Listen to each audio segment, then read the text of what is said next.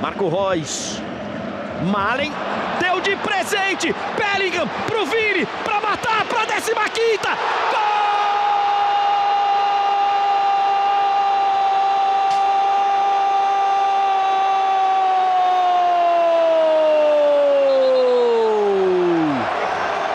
Eu estou aqui! Assinado Vini Júnior! Muita gente achou que não estaria! Esse, quando chegar no Real Madrid, não vai nem jogar, vai ser emprestado. 2 finais de Champions, 2 gols decisivos. Vini, rumo a melhor do mundo, Vini.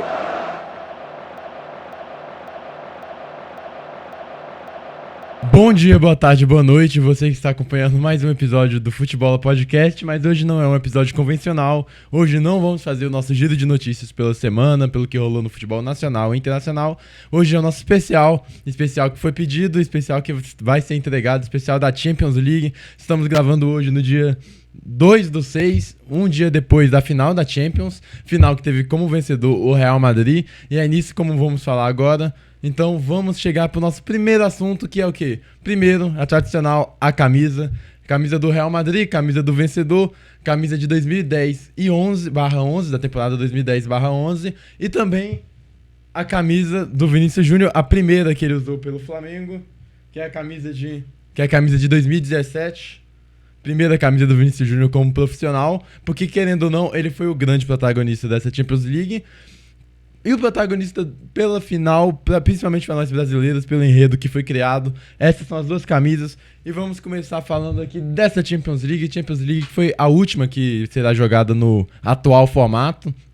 Agora será um esquema, vão vir mais clubes participando, vai ser uma fase de grupo maior, onde todo mundo se enfrenta como se fossem pontos corridos, e a partir daí vai criar uma nova fase para frente, vai ser a primeira vez que vai ser utilizado esse formato, serão mais times, a divisão não vai ser mais em 8 grupos, será só 1, e aí a partir daí a gente vai ver pela tabela de pontuação de pontos corridos, quem vai ficar na frente de quê, e aí parte deles vão se classificar direto, a outra parte vai pegar e vai jogar tipo um playoffs, uma pré-oitava de final para chegar. É complicado, a gente ainda não sabe direito muito bem como é que vai ser. A próxima edição vai ser a primeira vez isso, que foi feita para ter mais jogos entre times grandes, até uma resposta para o que foi aquela Superliga que tentaram criar.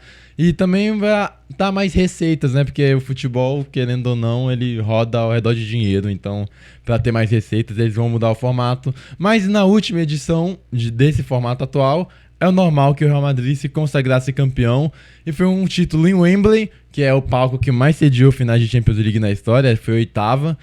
E mais um título de Real Madrid. O jogo começou com a invasão. Começou com uma invasão que foi aparentemente um desafio de um streamer russo que ofereceu 2 milhões de euros para quem conseguisse invadir o estádio. 300 mil reais? 300 mil euros. Ah, então são 2 milhões de reais. Isso. Para quem conseguisse invadir o jogo no começo da partida. E, cara, é inacreditável os caras terem conseguido ingresso para conseguir fazer isso, porque é muito difícil ingresso da Champions League.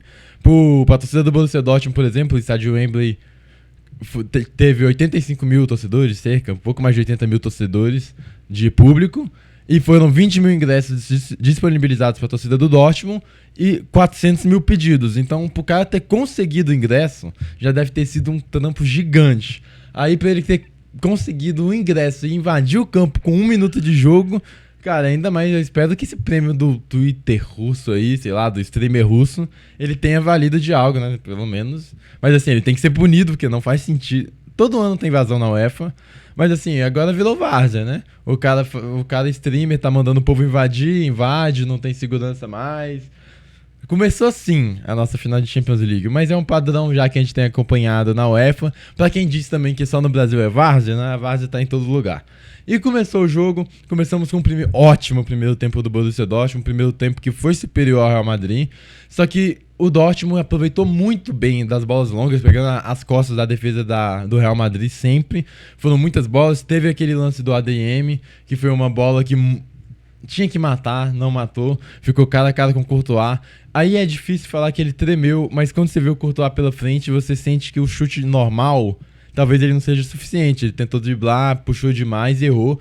Logo em sequência a gente teve uma grande chance do Füllkrug, uma bola na trave que não sei se ele estava em posição legal, mas seria analisado pelo VAR. E o Real Madrid é bizarro porque em todo time que você enfrenta, se você tá assistindo o jogo do seu time e seu time tá sendo martelado, você sente que uma hora a bola vai entrar. Com o Real Madrid é o contrário. Cada vez que uma boa chance chega e a bola não entra, bate na trave, ou então uma grande chance perdida, parece que os caras gostam disso, eles se alimentam disso. Cada chance perdida parece que é um estímulo a mais e uma certeza a mais que eles vão vencer. E todo mundo já pensa isso, não é só o Real Madrid. Hoje, quem não estava assistindo o jogo e quando o ADM perdeu aquela bola, pensou, cara, é o roteiro perfeito de Real Madrid. Porque é o roteiro, é um time que joga muita bola, é um time com muito bons jogadores, Vinícius, uma leva de grandes jogadores da defesa ao ataque.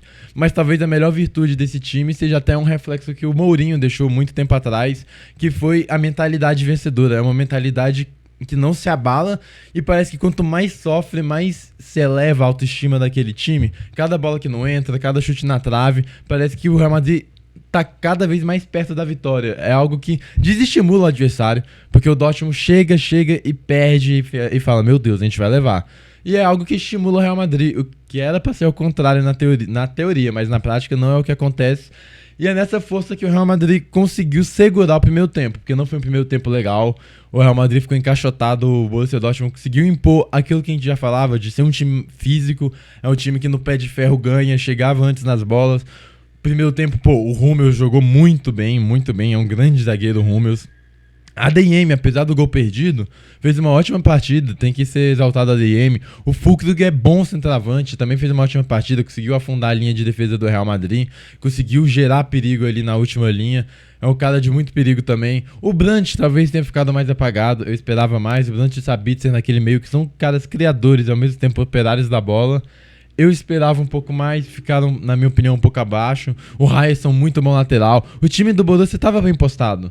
Os pontas, o Sancho, que também foi um pouco apagado, junto com a ADM, voltavam bem para fazer a recomposição e conseguir evitar, principalmente fazer uma dobra de marcação dos lados, que tem Vinícius Júnior como o maior perigo. O time do Borussia Dortmund fez um jogo taticamente impecável. O primeiro tempo ele foi impecável.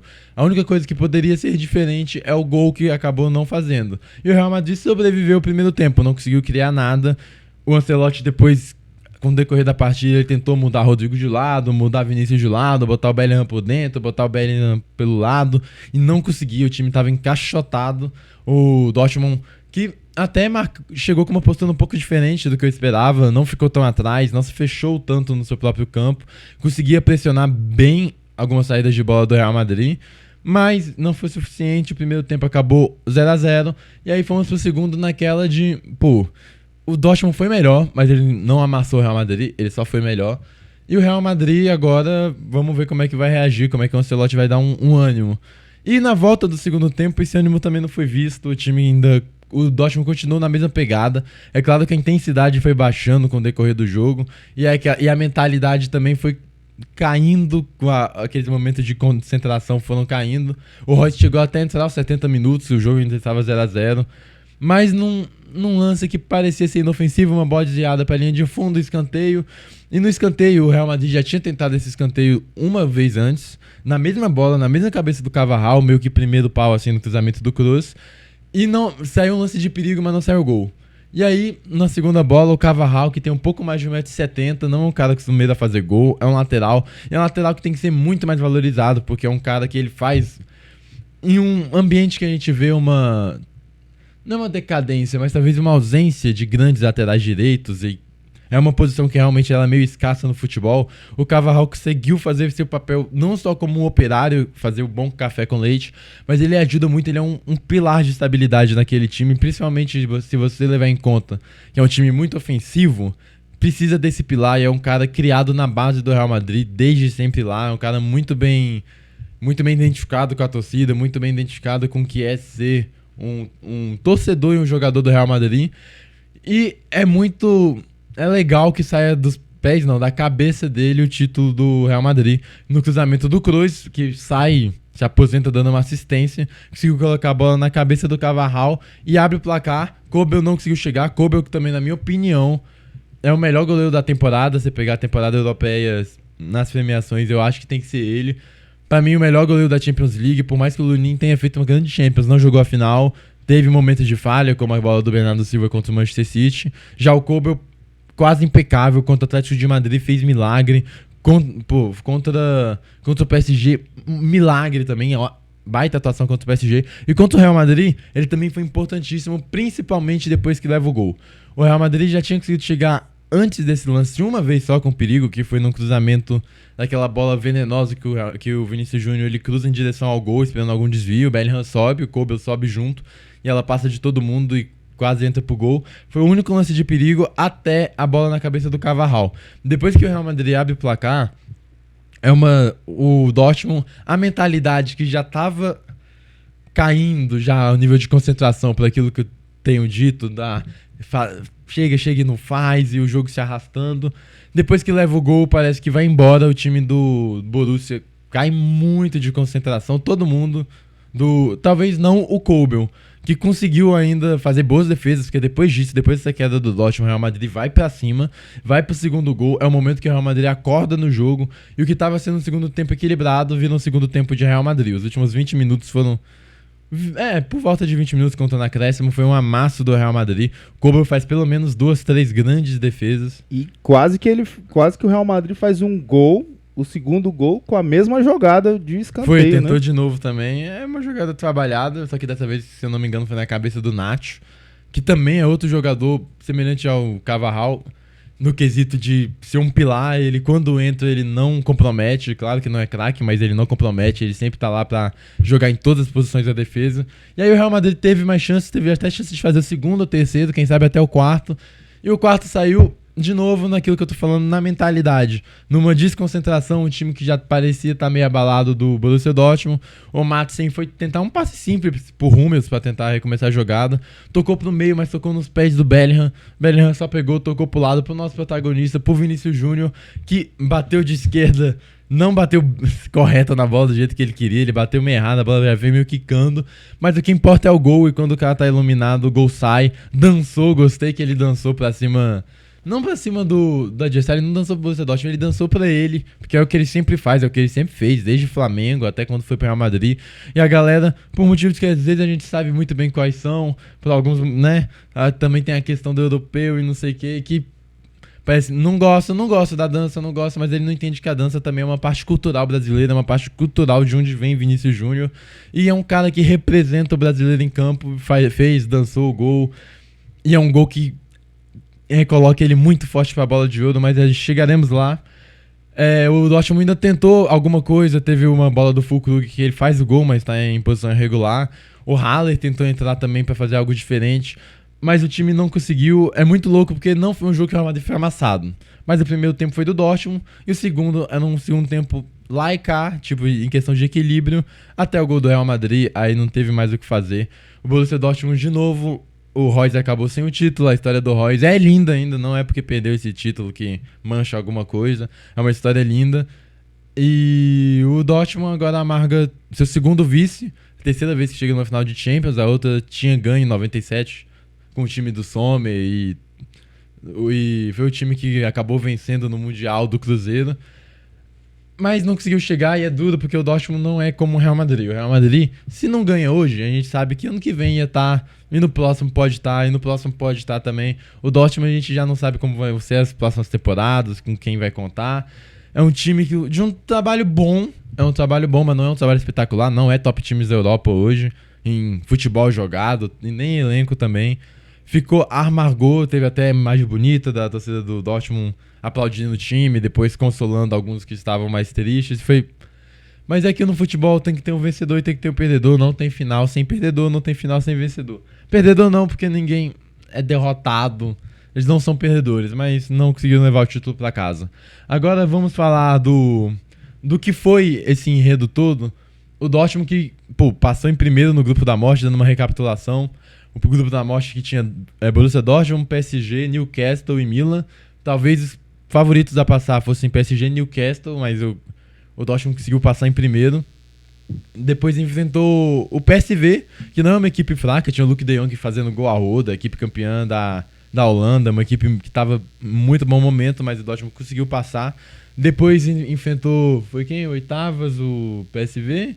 Depois nas quartas, o Atlético de Madrid. Pegou o Atlético de Madrid de novo, que também era favorito, principalmente pela primeira parte de temporada que fez. Passou assim, o primeiro tempo o time foi amassado pro Atlético de Madrid. O primeiro tempo, o primeiro jogo era pro Atlético de Madrid ter passado o carro, não passou, o Borussia Dortmund conseguiu diminuir no final do segundo tempo. E no segundo jogo, ele vira voltas lá e cá, viradas, conseguiu numa ótima atuação do Brandt conseguir passar de fase. Pegou o PSG, fez o jogo que costuma fazer, fechadinho, sabendo quando marcar, sabendo como ser um operário da bola, e passou e enfrentou esse Real Madrid no último jogo do Royce, que acabou não ficando com o título, mas a história dele tá aí, a história dele é linda. Já o Real Madrid passou num grupo que era esperado, era o grupo que tinha União Berlim, que a gente achava que tinha feito uma ótima temporada, tava vivendo um sonho europeu, mas não foi páreo. Depois passou pelo Leipzig, e aí não foi a maior chance de cair, porque teve o jogo do Bayern. Olha como é louco o Real Madrid, né? Porque o Real Madrid, mesmo sendo superior em futebol jogado pela temporada, passou muito perto de cair várias vezes no mata-mata. Nas oitavas, quando ele pega o Leipzig, o primeiro jogo, o Lunin é espetacular, é o melhor jogador da partida. É um gol do Brahim Dias, um golaço que tira o Real Madrid do buraco. No segundo jogo, o Leipzig também joga melhor, principalmente o segundo tempo. A massa teve uma bola do Dani Olmo no finalzinho, que ela bate no travessão, que poderia eliminar o Real Madrid. E o time sobrevive para ir para as quartas, pega o Manchester City.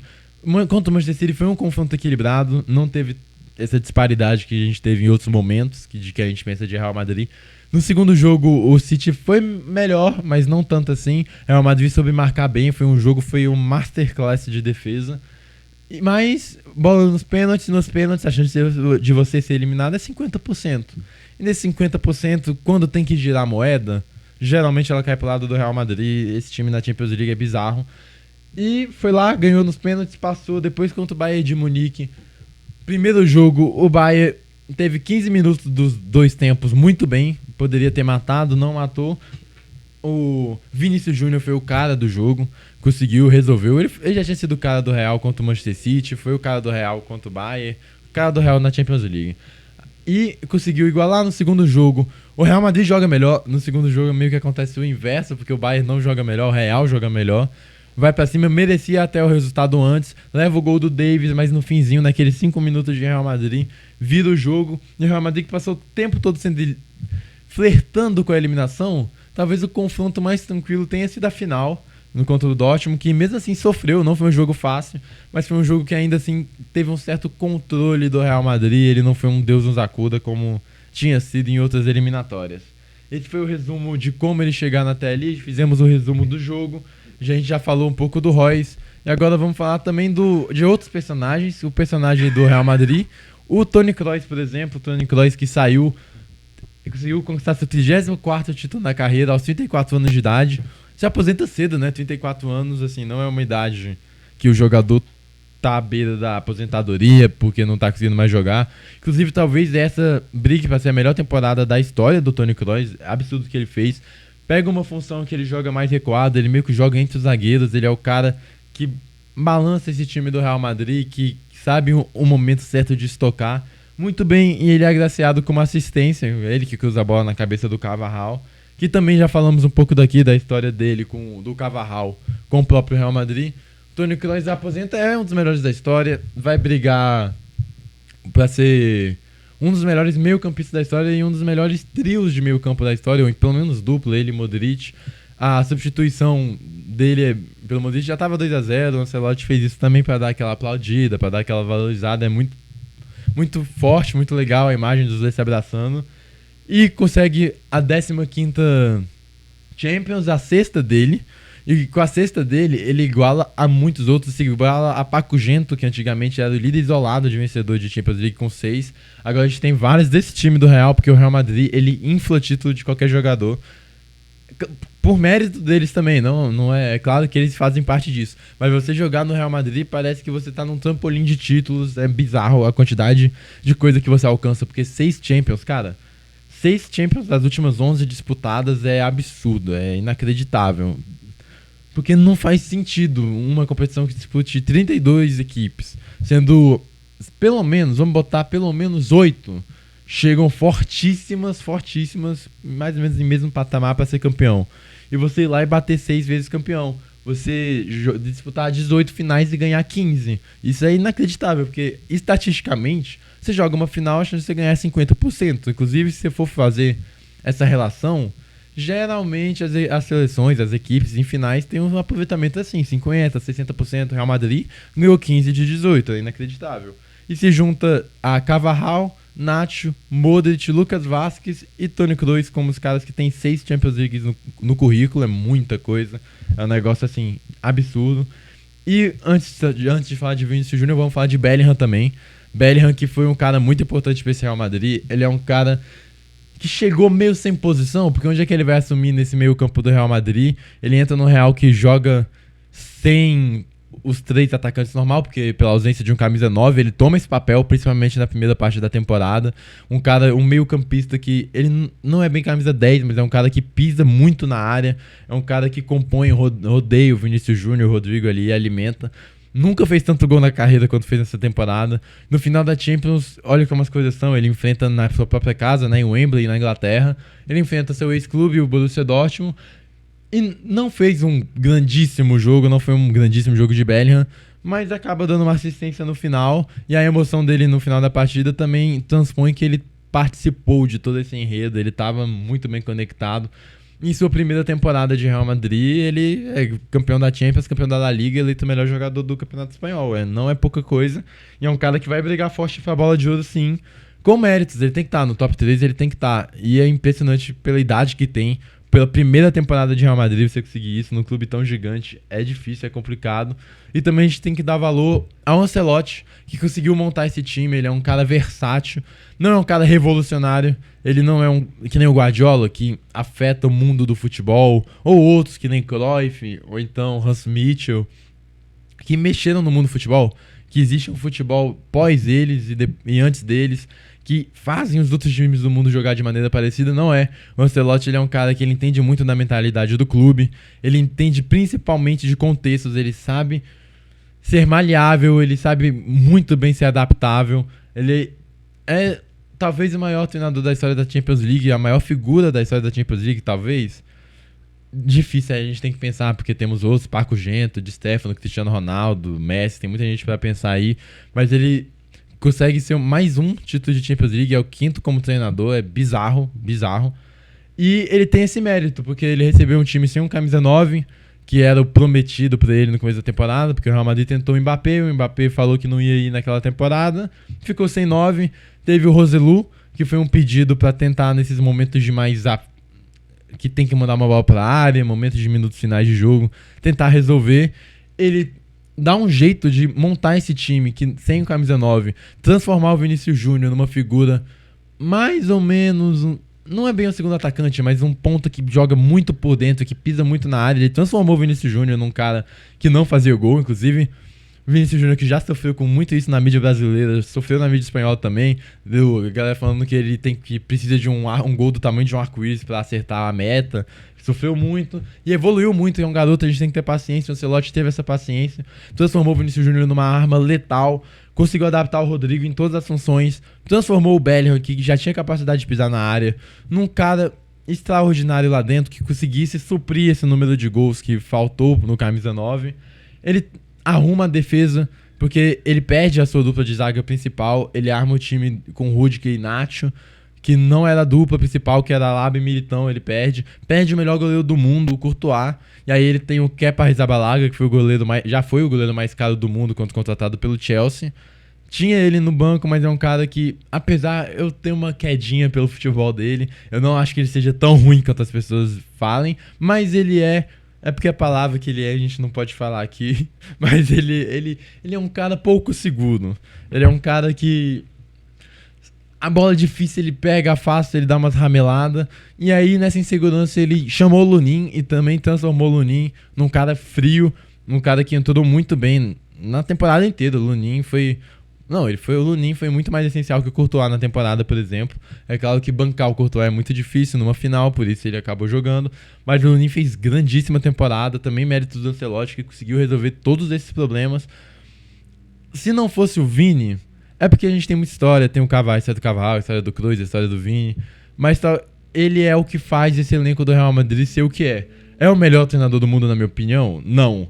Até por essa questão que eu falo do caos. É um jogo do Real Madrid que ele ainda é caótico, a moeda sempre cai pro lado do Real Madrid, e às vezes isso tá meio que fora do controle de Ancelotti, que outro mérito também foi colocar o Roselu na final, nos minutos finais contra o Bayern de Munique, mas isso foi até um pedido do filho dele, que é auxiliar dele, foi uma escolha do filho, depois ele falou. Mas voltando, um Ancelotti, tipo, às vezes faltar esse controle do jogo, às vezes é uma coisa muito mais de Real Madrid do que de Ancelotti, 2 gols no final, o Ancelotti não tem controle sobre isso, é um jogo ainda meio caótico, por isso que eu não considero ele o melhor, mas ele é top 3 hoje fácil, não da história, top 3 de técnicos hoje, e top da história fácil também. Ele tá ali brigando, também, talvez tenha seu top 3 garantido, pode ser, quem sabe, Guardiola, Ferguson e Ancelotti. Eu não acho loucura nenhuma achar isso, não. Sou fã do Ancelotti, que não veio pra seleção brasileira, né? Teve aquela questão, mas ele fez bem ficar no Real Madrid, não só pra evoluir o Vinícius Júnior, mas campeão de Champions mais uma vez. A última temporada ele anunciou que provavelmente será a sua última como treinador de clubes. A gente não sabe se como treinador de seleção também, é esperar.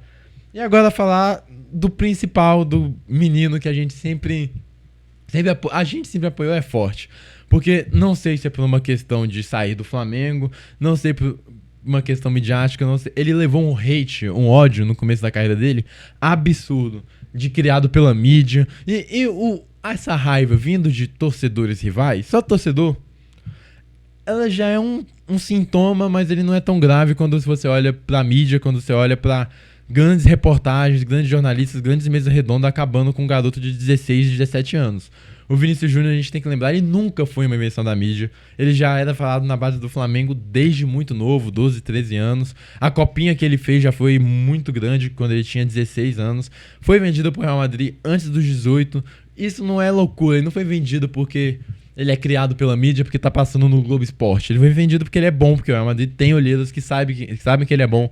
Ele já estreou no Flamengo vendido. E é claro que no começo ele demorou pra fazer seu primeiro gol, que foi contra o Palestino, inclusive. Demorou pra fazer, porque ele até demorou pra ser um cara letal no Real Madrid, no Flamengo ainda também. Foi caminhando. A torcida do Flamengo tem uma relação muito legal com ele, porque ele é meio que um torcedor em campo. Ele é um cara que a torcida do Flamengo, desde muito cedo, escolheu pra abraçar como nosso. Então, ele tem muito carinho, a torcida do Flamengo sente muito carinho por ele. A primeira temporada dele foi uma temporada de entrar no segundo tempo, começar a entrar. Depois ele tomou o posto de cara do time, com nomes como tinha Paquetá, tinha Diego, Everton Ribeiro. E ele tomou total. Na temporada que ele sai do Flamengo, ele entrega o Flamengo líder do Campeonato Brasileiro e artilheiro do Brasileirão. O Flamengo, talvez ele só não brigue pra ser campeão brasileiro daquela temporada, porque o Vinícius Júnior sai no meio. E aí é meio que acaba com o trabalho do Barbieri. E ele sempre foi muito diferencial. Quem não lembra daquele jogo contra o Emelec, que ele decide. Tudo isso com 16, 17 anos, porque ele fez 18 e foi embora. E a gente cobrar de um cara de 16 e 17 anos a maturidade de um jogador pronto é loucura. Não fazia sentido o ódio que ele levava. Quem dizia que ele era Negueba, um desrespeito ao próprio Negueba, e era de quem não via futebol. Porque tem a questão do saudosismo, tem a questão de você não aceitar que pode estar surgindo um garoto muito bom de bola. Porque mídia, eu não sei de onde as pessoas tiram isso, não sei. E ele foi muito maltratado. Quando ele foi pro Real Madrid, e de novo, não é torcida, é gente grande no esporte, gente com influência falando que ele não ia jogar pelo Real Madrid, que ele ia ser banco. E ele nunca deu a resposta, nunca entrou no Instagram pra xingar ninguém. Falou que ia trabalhar, que ele só queria que a galera torcesse por ele. Foi trabalhando, subiu. E ele já subiu bem. Uma das coisas também de ter escolhido o Real Madrid foi por causa do Cristiano Ronaldo. E quando ele chega, o Cristiano Ronaldo sai, deixa aberta aquela vaga que é ocupada pelo Hazard, uma das contratações mais caras da história do clube. E não deu certo o Hazard. As questões dele, talvez uma falta de profissionalismo até, e lesões que ele sofreu. Ele não conseguiu se adaptar, não pegou aquela vaga do Cristiano Ronaldo, e aí teve que cair num colo de um garoto de 18 anos recém-chegado do Brasil, que ninguém sabia direito o que ia ser, a não ser do grande potencial que tinha. E ele assume bem. As primeiras partidas do Vinícius Júnior pelo Real Madrid são muito boas, principalmente se você considerar um garoto chegando agora. Não é tipo assim, ele entrou e começou a ser ruim, começou a estragar o jogo. Não foi. Ele vai muito bem. Ele começa muito bem. Aí, claro, altos e baixos. Aquela temporada, inclusive, que o Real Madrid é eliminado, que ele leva um chocolate do Ajax no Santiago Bernabéu, ele vai muito bem. O primeiro jogo ele dá uma assistência pro Benzema, e no jogo da volta ele já é um dos principais caras do Real Madrid na questão de desafogo. Ele é um cara que pode fazer algo diferente. E aí ele se machuca, tem uma lesão séria. Se machuca, eu acho que foi joelho, se eu não me engano. Ele tem uma lesão meio séria, passa muito tempo fora, que dá de novo uma quebrada nesse ritmo da evolução dele. Ele volta com o Zidane. O Zidane, eu tenho minhas críticas ao Zidane como treinador. Ganhou 3 Champions num contexto único de um time. A gente não viu o Zidane em vários contextos. Ele é muito bom gestor de grupo, ele é muito bom figura de Real Madrid, mas eu tenho dúvidas, porque eu não vi o Cristiano Ronaldo. Ó. Eu não vi o Zidane em outros contextos, eu não vi Zidane sem Cristiano Ronaldo. Não que ele só dependa do Cristiano, mas eu não vi Zidane em outro clube, eu não vi Zidane trabalhando em outros contextos, com outras ambições, com outros objetivos, não vi. E aí, quando o Vinícius Júnior voltando de lesão, o Zidane tá com ele e ele meio que isola o Vinícius Júnior da posição de fazedor de gols, coloca ele mais de lado. Até porque ele é um cara, o Vinícius Júnior precisava de evoluir na finalização, e o Zidane meio que fala assim, ele não é um cara tão matador, então vamos meio que tirar ele dessa função. Coloca o Vinícius Júnior muitas vezes como o ajudante de lateral, jogou de ala contra o Chelsea, por exemplo, quando foram eliminados da Champions League. Tem ali uma deficiência na sua evolução, mas quando chega o Ancelotti, que sabe muito bem trabalhar com o jogador brasileiro, ele é um cara que ele tem um feeling, uma pegada muito legal para trabalhar com jovens, trabalhar com jogadores em crescente, que ele tem que pegar, extrair, evoluir. É com o Ancelotti que o Vinícius Júnior começa a dar seus primeiros passos de grandeza. Vinícius Júnior, e não é de hoje, aquela final contra o Liverpool, ele já decide, apesar de não ter feito uma grandíssima final, aquela Champions League ele já decide. O Vinícius Júnior tem que pegar o recorte das últimas 3 Champions League, lembrando que ele tem 23 anos, ele chegou no Real Madrid com 18. Então, pegando a Champions League de 20, quando ele tinha 20 anos, que é depois da lesão, pra agora, ele é o jogador, entre todos os jogadores das últimas 3 Champions, com mais gols, com mais participações em gols, com 32 gols. O segundo que tem mais participação em gol é o Mbappé, com 28. Ele é o jogador com mais assistências, 15 assistências. O segundo é o De Bruyne, com 10. Ele é o jogador com mais passes decisivos, 68. O segundo é o Kimmich, com 67. É o jogador com mais dribles efetuados, 116. O Mbappé é o segundo, com 76. E o jogador com mais duelos ganhos, 226. E o Bellingham, 142 em segundo. Então, você vê, ele é um cara que ele tem mais participação, é o jogador que mais participou em gol nas últimas 3 Champions Leagues. E a gente ainda tratou ele por muito tempo como um cara que, será que é tudo isso? Será que é tudo isso? Ele já é tudo isso antes dessa temporada, que ele se consagra. Essa temporada ele é figura importante em todos os jogos do Real Madrid. Todos os jogos do Real Madrid. Nessa Champions ele tem 10 partidas, 6 gols e 4 assistências. E desses 6 gols é contra Bayern de Munique, que ele faz 2. É contra Manchester City, é gol de título, é gol na final. É muito difícil da gente escapar de um Vinícius. Se levar em conta hoje, dia 2/6, levar em conta o que ele jogou na temporada, ele é o bola de ouro. Ele é o melhor do mundo com uma certa de folga até, sem dúvidas. Eu falo isso sem dúvidas. O Bellingham seria a minha segunda opção pela temporada que fez, que é muito boa. Caiu um pouquinho na segunda parte, deixou o protagonismo mais com o Vinícius. E o Vinícius decidiu o maior campeonato de clubes do mundo. Ele tem que ser o melhor do mundo, mas a gente sabe que essas votações individuais, às vezes a gente tem que ter até um peso mais... tirar um pouco de peso de ser melhor do mundo. Acabou essa temporada, e se ele não ganhar a bola de ouro? Quer dizer que ele não foi o melhor do mundo dessa temporada, que a temporada dele é ruim? A gente dá muito valor a uma premiação que às vezes quem vota é quem não vê jogo. Quem vota é quem vê história. Quem vê a final da Champions, quem vê um recorte. E não tirando o mérito de outras bolas de ouro, não. Porque de todas essas... 2000 pra cá, a única que eu considero injusta de verdade é a do Modric, que era pra ser pro Cristiano Ronaldo, é a única que eu sinto injustiça. As outras eu sou 100% concordância com o que foi. Mas o Vinícius Júnior, a injustiça dele tá não é em não ganhar a bola de ouro. Estava em não pegar top 10 de melhores jogadores nas últimas temporadas, não pegar top 5. Um cara com esses números aqui que a gente viu, que é um cara que decide, é um cara gigante. Então, na minha opinião, é o melhor do mundo. Inclusive, mesmo pro Bellingham ser o melhor do mundo, pra mim, ele tem que fazer uma Euro sensacional, ele tem que tirar a Inglaterra da fila, metendo gol a rodo, tem que destruir, mas a gente sabe como é que é quem vota. É muito no lúdico às vezes, é muito complicado entender a mente das pessoas, e aí quem sabe a Inglaterra ganhando a Eurocopa não caia no colo do Bellingham, que não seria injusto, porque o Bellingham jogou muita bola, mas seria injusto porque foi o melhor jogador do mundo, que é o Vinícius Júnior, o melhor jogador do mundo hoje. E pra quem fala que ele não faz nada em seleção, é claro que ele não teve o mesmo rendimento do Real Madrid, o que é normal. De novo, ele tem 23 anos.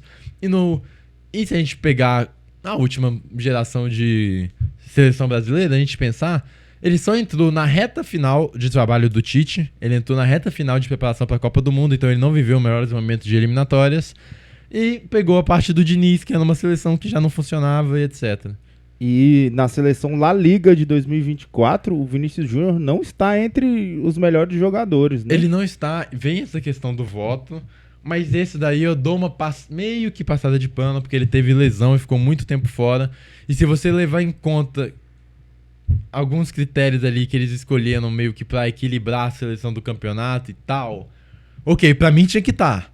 Mas e não estando, eu não acho o maior dos crimes, não. Eu acho criminosinho.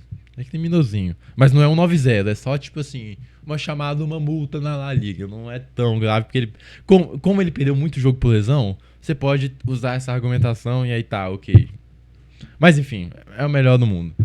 E o que eu estava falando antes que eu falei? Estava falando do Vinícius, da seleção. Ah, não, verdade, da seleção brasileira. Que ele não conseguiu. A gente tem essa ideia de que ele não conseguiu brilhar tanto na seleção. De novo, ele é novo. É uma seleção que passou. Depois da Copa do Mundo foi de baixos a baixos. A gente teve Ramon como treinador. Depois o Diniz, que não conseguiu implantar seu trabalho. E agora voltando com o Dorival. Então, essa cobrança não existe. Inclusive na Copa do Mundo. E aí vamos falar duas coisas de Vinícius Júnior na Copa do Mundo, já que a gente tá nesse tema Vinícius Júnior. Primeiro, na minha opinião, ele foi o segundo melhor jogador brasileiro na Copa. O segundo melhor jogador brasileiro na Copa. Eu colocaria o Casemiro em primeiro, Vinícius Júnior em segundo, e empatado com o Richarlison ali, Vinícius Júnior e Richarlison no mesmo patamar. A Copa que fez o Vinícius Júnior ficou muito longe de ser uma Copa ruim. Ele tem participação em quase todos os gols da seleção brasileira. O gol do Richarlison, ele dá o passe. Contra a Coreia, ele dá assistência e faz gol. Ele, no gol do Casemiro, ele tem participação. No gol do Richarlison, o outro, ainda na fase de grupo, ele também tem participação. Ele participa de quase todos os gols. Talvez, ok, ele não tenha o número de gols e assistentes que a gente... o pessoal, sejamos sinceros também, não gosta de ver jogo de futebol. A galera não liga e vê jogo. Pega lá, gols e assistências. Quem tem mais, melhor. Mas ele fez uma grande Copa do Mundo pra mim. Principalmente uma Copa do Mundo de estreante. 23 anos, tendo não participado do ciclo inteiro. Na época ele tinha 21 anos. Pô, baita Copa do Vinícius Júnior. Eu não consigo olhar pra aquela Copa e falar assim, pô, esse moleque não me entregou. Pra mim ele fez tudo e ainda mais que ele tinha que entregar. Foi um grande jogador. Eu não entendo por que do brasileiro tá com essa cabeça de que ele não fez nada na seleção. Jogou o quê? Jogou uma Copa que ele foi segundo ou até terceiro melhor jogador do Brasil, que já é muita coisa. E aí, jogou mais que amistoso? Aí tu vai cobrar o cara porque ele não fez 5 gols na Bolívia? Calma, cara, é o processo. Do mesmo jeito que a gente teve esse processo inteiro pro Vinícius Júnior chegar e agora tá sendo discutido como bola de ouro, a gente, como seleção, não pode queimar o cara porque ele não fez 2 gols contra o Uruguai e 3 contra a Bolívia numa eliminatória ou num amistoso. Isso não existe. Ele vai melhorar, ele vai evoluir muito e ele vai ser o protagonista dessa seleção, inevitavelmente, na minha opinião, e vai chegar mais forte para a próxima Copa. Então isso aí, bola de ouro pro Vinícius Júnior. Então se a gente falar de brasileiro também, temos que citar o Rodrigo, que é um cara muito importante, é o clutch do Real Madrid, aquele cara que entra nos minutos finais e precisa mudar algo. Mas ele sente da questão da falta de protagonismo. Até já foi perguntado se ele ia sair do Real Madrid ou não, ele ficou até meio bravo com isso, porque aparentemente ele não deu uma... Aparentemente a resposta dele foi mal interpretada. Tem até um papo que o City tá de olho nele. Talvez eu acho que não... A questão de protagonismo, talvez seja melhor ele sair. Mas na questão de ganhar títulos e gigantismo, ele tá no Real Madrid, é o lugar que mais vai ganhar título de Champions, etc. É onde ele vai estar, é onde ele vai conseguir aumentar seu número de títulos na carreira. E é um cara que ele tem capacidade de ser protagonista. Ele tem capacidade de superar, é difícil, mas ele tem capacidade de alternar com outros nomes, como Vinícius Júnior e etc. Mas ele tem Mbappé chegando, a gente não sabe se ele vai ficar de lado. O Rodrigo é aquela questão, ele cara é muito bom, mas ele não é o protagonista do time dele. Mas temos que lembrar que da última vez que a gente queria que alguém fosse protagonista, o Neymar saiu do Barcelona e foi virar o que virou no PSG e etc. Muito complicado. Eu não sei, voltando um pouquinho agora, dando um resumo total com isso, Vinícius Júnior, na minha opinião, bola de ouro. Real Madrid é o Real Madrid, ele é vencedor, é impressionante o que esse time tem de gana pra ganhar Champions, pra ganhar campeonato. É uma mentalidade muito forte, lembrando a mentalidade que eu já tinha explicado do Mourinho, que no momento que o Real Madrid só cair em oitava de final, ele recupera essa mentalidade de temos que vencer, tem que ser lembrado do Mourinho. Tivemos a história do Cruz, do Carvajal, do Royce, passamos por tudo isso. E é nessa que a gente encerra esse especial de Champions League. Um especial que a gente conseguiu até dar uma boa passada por tudo que foi essa Champions. Próxima temporada, de novo, já falei, vai ser um formato diferente, vão ter histórias diferentes. Teremos um super galáctico Real Madrid, teremos alguns times tentando se reorganizar, um Arsenal buscando um título, um Barcelona que a gente não sabe para qual caminho vai. Mas a certeza que a gente tem é que essa mentalidade do Real Madrid vai continuar, que o Vinícius Júnior vai seguir protagonista, ele é o cara da temporada e que também foi muito importante ter vocês aqui. Diga, diretor. Você que é um especialista em camisas, um enxoval dos jogadores. Perfeito. Cara, aquela camisa ali do time alemão... Cara, eu gostei. Era muito feia, não era não? Eu gostei porque ele me traz um ar... Não é um ar anos... quase um ar anos 90 por causa daqueles traços, tipo manchas, assim, que tem quase uma marca d'água, mas não é bem. A única coisa que eu acho feia é aquele quadrado do patrocínio, que fica um amarelo chapadão aqui. Mas eu gosto daquela camisa do Dortmund, não me incomoda não, acho bem bonita. A do Real Madrid, eu acho muito bonita, mas ela tem uma questão que todas as camisas da Adidas têm, porque é o template da Adidas, que é no sovaco eles colocam uma lista assim, é uma lista preta que divide a parte da frente e a parte de trás da camisa. Isso me incomoda bastante, mas é em todas da Adidas, então eu não tenho muito o que falar sobre, não. Uma nota pra dar uma nota, eu coloco uma nota 7,5 pra camisa do Real Madrid e nota 7 pra camisa do Borussia Dortmund. Tá por aí. Já vou comprar a minha do Vinícius Júnior, porque coleção, ganhou a Champions, vai ter minha camisa. E é nessa que a gente se despede. Passamos aqui por Champions League. Próxima temporada ainda vai ser muito boa, temos muitas histórias. Tomara que o Vinícius Júnior seja a bola de ouro. Tomara que a gente consiga algo. Se inscreva no canal, deixe seu like. Escreve aqui o que você acha sobre, será, merece mesmo bola de ouro? Como é que foi essa temporada? O que você achou do Real Madrid? O que mais algum especial que a gente possa fazer? Se quiser um tema a parte do que a gente já faz semanalmente, das nossas impressões da semana. Se tiver um tema que você esteja curioso, um tema que vale o debate, coloque aí, diga, diretor. Tem o Tá Maluco da Champions? Cara, o Tá Maluco da Champions é um streamer que manda a galera ir pra rua invadir o campo e os caras conseguem o ingresso e vão. O pior, o Mar Tá Maluco é que o cara conseguiu o ingresso e meter essa. Tem que valer muito esses 300 mil, cara. Não que não valha, né? Eu aceito 300 mil euros, mas... E a UEFA deixar todo ano tem invasão, todo ano é mesmo invasão. E aí, a gente é fofoqueiro, a gente quer saber o que acontece, a transição não pode passar, e aí eu fico olhando pra cara do Ancelotti mascando chiclete enquanto tem 3 caras correndo no campo. É louco, ai cara, é loucura, tá maluco. Tá maluco? Pra encerrar aqui mais um programa, muito obrigado por tudo, se inscreva, comente, pergunte aqui o que você quer. Agora já gravaremos o que aconteceu durante essa semana. Na próxima temos uma pausa de campeonato europeu, mas temos a volta do campeonato brasileiro. Muito assunto pra falar. É isso, Gabriel com vocês, tamo junto e tchau.